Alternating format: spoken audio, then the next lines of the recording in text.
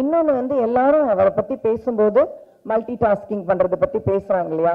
நான் நோட்டீஸ் பண்ணது என்னன்னா, அவர்கிட்ட ஒரு பெரிய டிசிப்ளின் இருக்கு.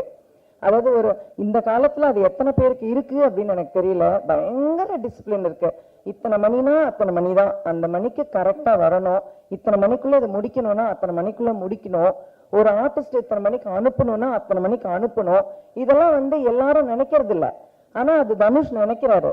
ஒரு லொகேஷனுக்கு ஒருத்தர்கிட்ட நான் உங்களுக்கு 3 hours கொடுங்க அப்படின்னு கேட்கிறாருன்னா கண்டிப்பா 3 hours அனுப்புறாரு. இது வந்து ரொம்ப ரொம்ப ஆச்சரியம். அந்த மாதிரி அந்த ஒர்க் பேப்பர் பிளான் பண்றது, எப்படி வேலை செய்யறது.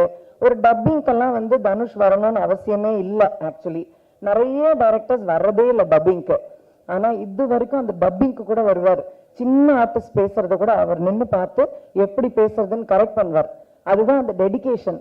ஸோ அந்த மாதிரி ரொம்ப டெடிகேட்டடா ரொம்ப ஹார்ட் ஒர்க் பண்றதுனால தான் ஜெயிக்கிறாரே தவிர, நிறைய பேருக்கு அவர் ஜெயிக்கிறத நினைக்கும் போது அவருக்கு என்னன்ற ஒரு என்கிட்டே கேட்டிருக்காங்க அவருக்கு என்ன.